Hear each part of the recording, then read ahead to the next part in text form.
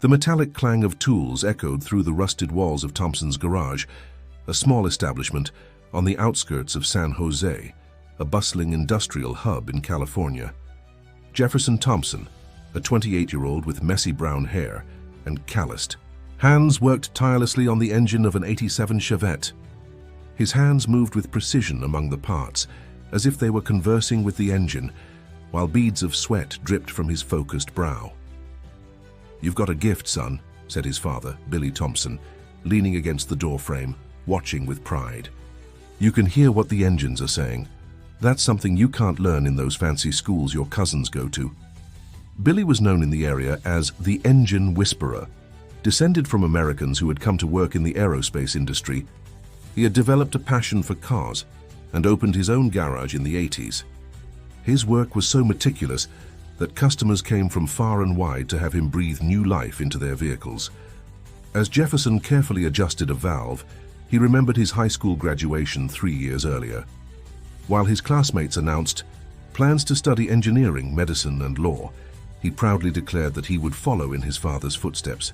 The laughter that followed still echoed in his mind. "A mechanic? You're going to waste your intelligence in a greasy garage?" mocked Richard Mendez, his distant cousin and the son of an executive at Boeing. "You could be an aerospace engineer like my dad, earn a real salary, have status, but instead you want to end up like Uncle Billy, with dirty hands and an empty wallet." Jefferson never responded to the taunts. His father always said that hands that build don't have time to point fingers. But those words hurt more than he cared to admit. "Jeff, there's a customer coming!" shouted Mrs. Magda, the secretary and soul of the garage, interrupting his thoughts. Through the garage entrance, a silver Porsche Cayenne slowly rolled in, completely out of place among the simple surroundings, and the economy cars that usually frequented the place. The curious eyes of the other mechanics followed the vehicle as it stopped in front of Jefferson. The driver's door opened, and a well-dressed man in his 50s, wearing an impeccable suit and carrying himself with an air of authority, stepped out with a look of skepticism. Jefferson immediately recognized Michael Peixoto, one of the biggest names in the automotive industry, the owner of MBP Motors, a manufacturer of high-performance auto parts. "I'm looking for Billy Thompson," the businessman said curtly. "My father retired 2 years ago, sir. Can I help you?" Jefferson replied, wiping his hands on a rag that had seen better days. Michael looked around with disdain. "I was told this is the only place where I could find someone capable of fixing a problem with my car that no dealership could figure out. But I think I was mistaken." Jefferson smiled faintly. "Your engine has an irregular sound when it goes over 3,000 RPM, doesn't it? And there's probably a vibration in the steering wheel that no one can explain." The businessman's eyes widened. "How do you know that? I haven't even mentioned the problem yet." "I know this model. It's an issue with the valve timing and an imbalance in the drive shaft. I can fix it in 3 hours." Michael laughed incredulously. "Kid, this car has been to 5 specialized shops, including the official dealership. Engineers with master's degrees couldn't figure it out. They didn't learn from Billy Thompson," Jefferson replied calmly. "If you prefer, you can take your car somewhere else." The businessman hesitated for a moment, but finally handed over the keys. 3 hours, not a minute more. Jefferson immediately got to work. His methods were different from what you'd see in conventional garages. He didn't just use diagnostic tools, but also applied techniques passed down by his father, a combination of empirical knowledge and innovations Billy had developed over decades. As he worked, he didn't notice that Michael Peixoto hadn't left. The businessman watched intently, intrigued by how the young mechanic diagnosed problems using not just tools, but also his senses, his touch to feel imperceptible vibrations, his sharp hearing to detect the slightest variations in the engine's sound. In 2.5 hours, Jefferson finished the job. He wiped his hands, closed the hood, and handed the keys back to the businessman. "All done. The problem was exactly what I said, plus a small irregularity in the injection system that no one had noticed." Michael took the keys skeptically. "We'll see." He started the engine, which immediately purred with impressive smoothness. He took it for a test drive and returned 15 minutes later with a look of surprise and respect. "In 20 years, in the automotive industry, I've never seen anything like this," he admitted, extending his hand to Jefferson. "How much do I owe you?" Jefferson quoted a modest price compared to what the businessman was used to. Michael paid, and before leaving, handed over a business card. "We need to talk. Come to my office tomorrow. At 9, I have a proposal for you." As the Porsche drove away, Jefferson looked at the card in his hands, unaware that this chance encounter would completely change the course of his life. That night, when he returned home to the small apartment he shared with his father since his mother's passing, Jefferson found Billy sitting on the porch, gazing at the starry sky of San Jose. "How was your day, son?" "Michael Peixoto showed up at the garage today," Jefferson replied, still processing what had happened. Billy visibly tensed. "Michael Peixoto, the owner of MBP Motors?" "Yes, I fixed his car, and he wants to meet with me tomorrow. He said he has a proposal." Billy stood up, uneasy. "Jeff, be careful. There are things about Michael Peixoto you don't know, things from the past." "What things, Dad?" The old mechanic sighed, as if carrying a weight he had long tried to forget. "It's a long story, son. One I never wanted to tell because I thought it was behind me. But maybe it's time you learned the truth about what I really learned and developed all those years in the garage." Jefferson sat beside his father, sensing he was about to uncover a secret that would change everything he knew about his grease and oil heritage. Billy poured 2 cups of coffee and sat back down next to his son. His eyes, though tired, reflected. Decades of knowledge and a story few knew. "Before I was just the neighborhood mechanic, I worked on the development team for the old Auto Latina, the partnership between Ford and Volkswagen," Billy began, his voice heavy with memories. "I was one of the engineers responsible for creating a revolutionary fuel injection system that saved fuel and increased power. Michael Peixoto was also part of that team." Jefferson's eyes widened. "You were an engineer? Why did you never tell me that?" "Because that chapter of my life ended painfully, son. Our project was nearly complete when I discovered Michael had copied part of my work and claimed it as his own. When I confronted him, he used his influence to push me out of the project and the company. A few months later, he founded MBP Motors with the technology we developed together." Jefferson's face twisted in indignation. "And you never sued him? Never fought for your rights?" Billy smiled serenely. "Fighting him would have been like a beetle trying to outrun a Ferrari. He had money, connections, lawyers. All I had was my knowledge and my integrity. So, I took a different path." The old mechanic stood up and walked to an old toolbox in the corner of the porch. Carefully, he removed a false bottom and pulled out a worn folder. Inside were dozens of technical drawings, calculations, and notes on yellowed pages. Instead of fighting over the past, I focused on the future. I kept perfecting that system over the last 30 years, quietly in our garage. What Michael stole was just a fraction of what I could create. Jefferson flipped through the documents in awe. The designs his father had kept showed not just modifications to existing systems, but entirely new concepts in combustion efficiency and engine performance. Some of the ideas seemed decades ahead of their time. "Why didn't you patent this, Dad? You could have been rich." "Because I wanted to create something perfect before revealing it to the world. And," Billy placed a hand on his son's shoulder, "I was waiting for the right time to pass this knowledge on to you. Everything I've taught you in the garage, the special diagnostic techniques, the way of listening to engines, that's just the tip of the iceberg." That night, father and son talked for hours. Billy revealed how he had created unique diagnostic methods that combined advanced technical knowledge with an almost intuitive approach, honed over decades of practice. He explained how human senses, hearing, touch, smell, could be trained to detect mechanical issues that computerized sensors often missed.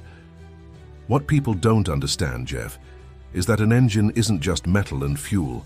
It's almost like a living organism with its own rhythm and language. You have the gift of understanding that language. You always have, ever since you were a kid. The next morning, Jefferson drove to the imposing MBP Motors building in San Jose's business district, The contrast between the simplicity of Thompson's garage and the grandeur of the glass-walled skyscraper couldn't have been starker. In the luxurious lobby, an elegant assistant escorted him to the top floor. Michael Peixoto was waiting in a panoramic office with a view of the entire city. Jefferson, punctual, I like that. The businessman gestured to a leather chair. Coffee? No, thank you. You mentioned a proposal. Michael smiled. Straight to the point, just like your father. He opened a folder on the desk. Last night I did some research on you. Your online reviews are impressive.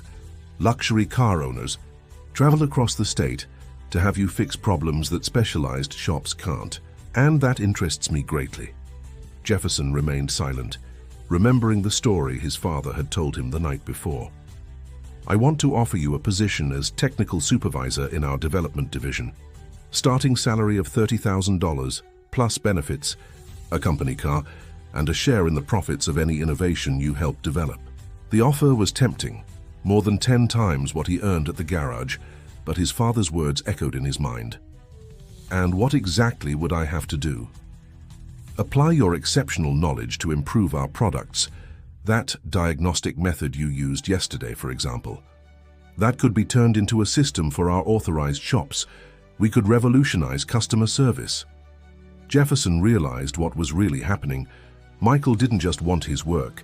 He wanted the knowledge Billy had developed over decades, the same expertise he had tried to claim in the past. I need a few days to think, Mr. Peixoto. The businessman seemed slightly annoyed. Of course, but don't take too long. Opportunities like this don't come around twice.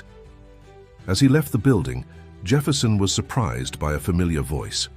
So the mechanic cousin is finally moving up in the world. Richard Mendez, his cousin, was leaning against a BMW convertible parked near the entrance. His smile was as bright as it was fake. What are you doing here, Richard? I've been working at MBP for 6 months in the finance department. I heard Michael's offering you a supervisor position. Pretty impressive for someone without a degree. Jefferson ignored the jab. I haven't accepted yet. Richard laughed. It'd be crazy to turn it down. Unless you'd rather keep fixing old engines and coming home smelling like burnt oil every day. Before Jefferson could respond, a young woman with dark hair and vibrant eyes approached them. Richard, Dad's been waiting for the financial reports for an hour. I'm on my way, sis, Richard replied, visibly irritated. Turning back to Jefferson, he added, This is my sister, Samantha. Sam, this is my cousin Jefferson, the mechanic I told you about. The young woman extended her hand. Oh, you must be Billy Thompson's son. Dad couldn't stop talking about your work yesterday. Jefferson was surprised.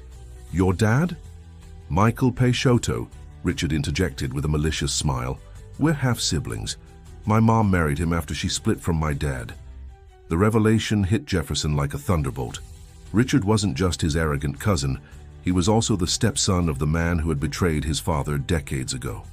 Nice to meet you, Jefferson, Samantha continued, seemingly unaware of the tension. Actually, I'm really interested in your work.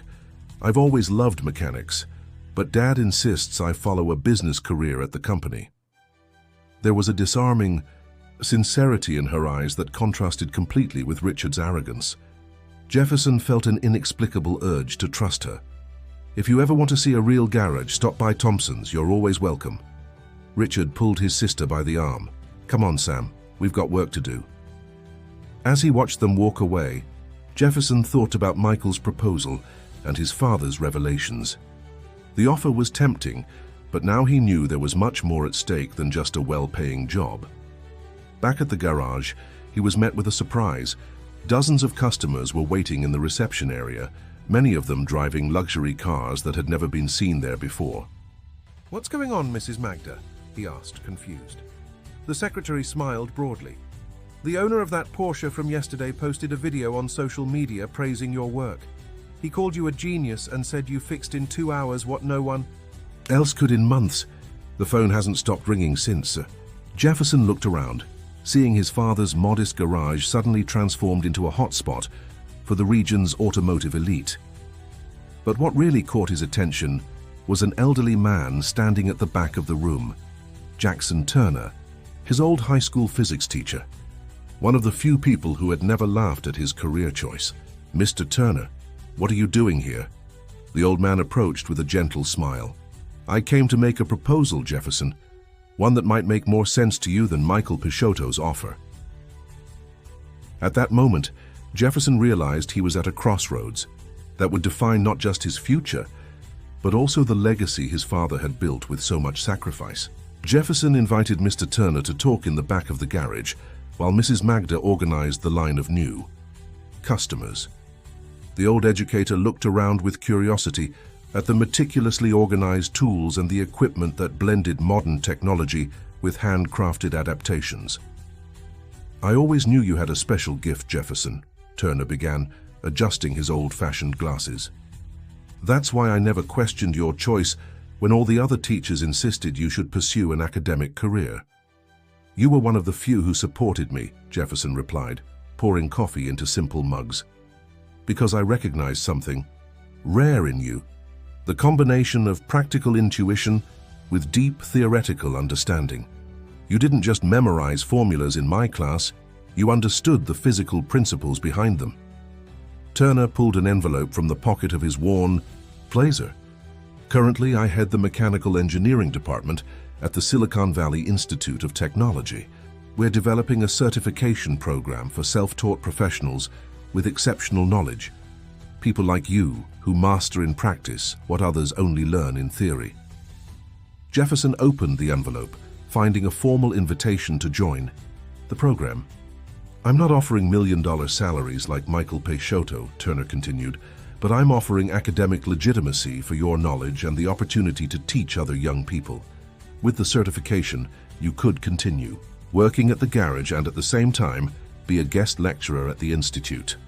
The proposal was fascinating. It would validate his work and allow him to pass on his father's wisdom to a new generation. Unlike Michael's offer, it didn't require him to abandon the garage or betray his roots. "I need to think, Professor. I have a lot to consider right now."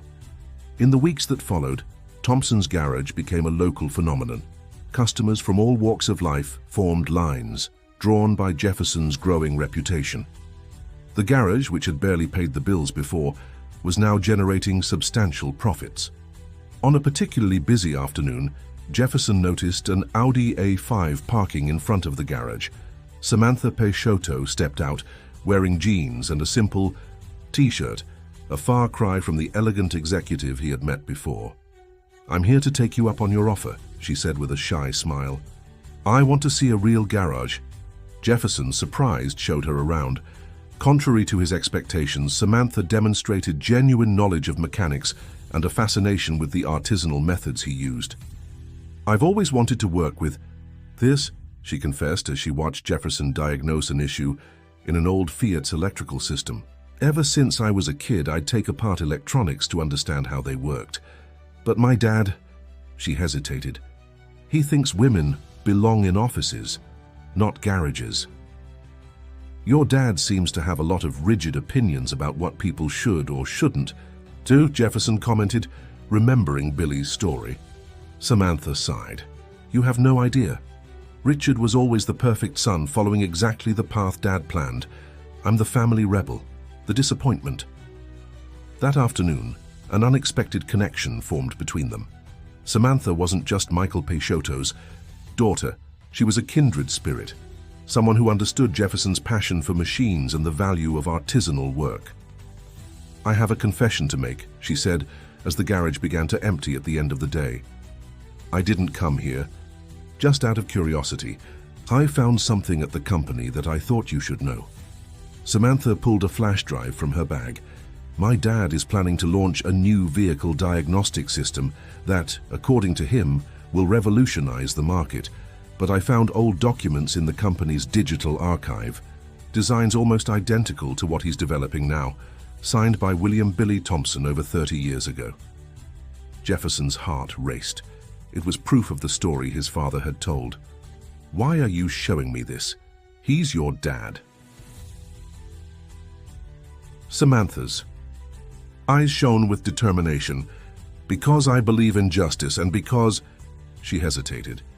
"Maybe I'm tired of seeing talented people like you being looked down on, while people like Richard get everything handed to them." Before they could continue, The familiar rumble of an old pickup truck announced Billy's arrival.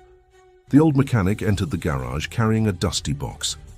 "Ah, we have a visitor," he observed, eyeing Samantha with curiosity. "Dad, this is Samantha Peixoto. Sam, this is my dad, Billy." Billy's face paled slightly. "Peixoto, you're Michael's daughter?" he asked, his voice tinged with a mix of surprise and caution. "Yes," Samantha replied, clearly sensing the tension, "but I'm not here on his behalf, I promise." Billy nodded slowly, his eyes narrowing as he studied her. "Jefferson, could you help me with this box? I found something important in the storage shed at home." In the small office at the back of the garage, Billy set the dusty box on the desk and opened it carefully. Inside was a meticulously crafted miniature engine, incredibly detailed and clearly a prototype of some kind. Jefferson's eyes widened as he examined it. "This is the prototype of the system I developed over 30 years ago," Billy explained, his voice filled with a mix of pride and nostalgia. "The one Michael tried to steal. What he never knew is that I kept improving it all these years, right here in this garage." Jefferson ran his fingers over the intricate parts, marveling at the craftsmanship. "This is incredible, Dad, but why are you showing me this now?" "Because it's time to decide what we do with it," Billy said, his tone serious. "Michael offered me millions for the original idea back then. Now that he's trying to recruit you, I imagine he'd pay even more for the perfected version." Jefferson thought about the two offers he had received, Michael's promising wealth and prestige, and Professor Turner's offering legitimacy and purpose. He also thought about Samantha and the flash drive she had risked so much to bring him. "I think I already know what we should do, Dad," Jefferson said, his voice steady. A week later, the auditorium at the Silicon Valley Institute of Technology was packed. In the front row, Billy Thompson watched with pride as his son prepared to make a historic presentation. Beside him, to the surprise of many, sat Samantha Peixoto. Jefferson adjusted the microphone and looked out at the diverse audience: engineering students, automotive industry professionals, specialized journalists, and, in the back of the room, Michael Peixoto, his expression unreadable. "Ladies and gentlemen," Jefferson began, "today I'm not just here as the mechanic from Thompson's garage. I'm here as the first participant in this institute certification program for self-taught masters." He paused, catching his father's eye. "What I'm about to present isn't just a technological innovation. It's the result of decades of quiet, dedicated work. A hybrid system of vehicle diagnostics and efficiency that combines high-precision sensors with artisanal techniques my father, Billy Thompson, developed over his lifetime." Over the next few minutes, Jefferson demonstrated how the system worked, blending the physical prototype his father had built with computer simulations, prepared with Professor Turner's help. The test showed efficiency gains of over 30% and the ability to diagnose issues that conventional systems often missed. "The most important thing," Jefferson concluded, "is that this system won't be the exclusive property of any single company. In partnership with the Institute, we're filing an open patent that will allow any garage, big or small, to implement this technology through an affordable licensing agreement." A murmur of excitement spread through the auditorium. This was a revolutionary approach. Instead of selling the technology to a single corporation, they were democratizing access to it. "We believe knowledge should serve people, not just generate profit for a few. My father spent decades being seen as just a mechanic, when in reality he's one of the greatest innovators this city has ever produced." As the presentation ended, the room erupted in applause. Journalists clamored for interviews. Business people offered partnerships, and students asked for autographs. In the midst of the commotion, Jefferson saw Michael Peixoto approaching, with Richard trailing behind. "A brilliant move, Jefferson," Michael said, his smile not quite reaching his eyes. "But you know you could have made a lot more selling this technology exclusively to us." "Some things are worth more than money, Mr. Peixoto," Jefferson replied. "My father taught me that." Richard stepped in with a sneer. "Always the idealist. I hope this open patent pays your bills when the novelty wears off." "Actually," Samantha interjected, joining the group, preliminary analyses show that the affordable licensing model could generate sustainable revenue in the long term, benefiting both the developers and the users. Michael looked at his daughter in surprise. "You knew about this, you helped them." "I learned from you, Dad, to recognize a good business opportunity," Samantha replied confidently. "And more importantly, I learned from Billy and Jefferson that there are fairer ways to do business." 6 months after the presentation, the old Thompson's garage had transformed. While maintaining its simple, welcoming essence, it now also housed a training center, where mechanics from across the country came to learn the special techniques developed by Billy and perfected by Jefferson. The hybrid diagnostic system, dubbed the Thompson method, had been adopted by hundreds of independent garages and even some progressive dealership networks. The specialized magazine Auto Express USA had published a cover story calling Billy the forgotten genius of American automotive engineering. On a quiet afternoon, Jefferson was adjusting an engine in the garage when he heard the click of high heels on the concrete floor. Samantha approached, wearing a jumpsuit with the Thompson logo and carrying a toolbox. "Ready for my first official lesson as an instructor," she announced, beaming.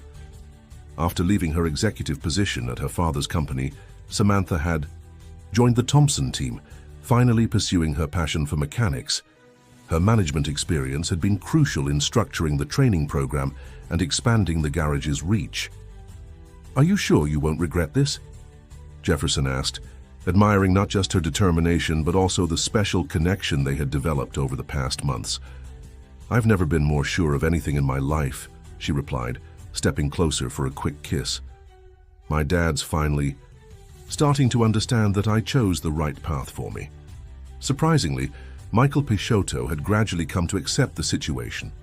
After Richard's retirement to start his own financial consulting business, Michael began visiting the garage occasionally, watching with growing interest the work his daughter was doing. That special afternoon, Billy gathered all the employees, including the new trainees from the program. In the middle of the garage, there was a car covered with a tarp. "It's time to reveal something I've kept hidden for decades," Billy announced, pulling off the tarp to reveal a unique vehicle, a prototype he had secretly built, combining traditional knowledge with the innovations he had developed over his lifetime. "This is the Thompson one," Billy said, his voice filled with emotion. "A car that proves true innovation doesn't just come from big labs, but also from small garages where passionate people work with their hands and hearts." The vehicle, with its elegant design and advanced hybrid propulsion system, represented the culmination of decades of knowledge. It was more than a car, it was a symbol of resilience, creativity, and the human capacity to reinvent oneself. As the crowd admired the prototype, Jefferson reflected on the journey that had brought him here.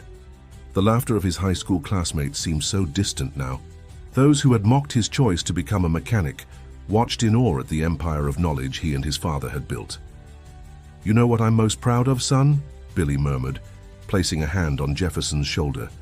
"It's not the recognition or the financial success. It's seeing that you never betrayed who you are, even when the world tried to tell you your path was inferior." Jefferson smiled, looking around at the bustling garage, at Samantha guiding new trainees, at Professor Turner animatedly chatting with a group of students, and even at Michael Peixoto, who watched everything with a reluctant but genuine respect. "I learned from the best, Dad," Jefferson replied, hugging the old mechanic. "And now the world has finally discovered the truth about what you taught me.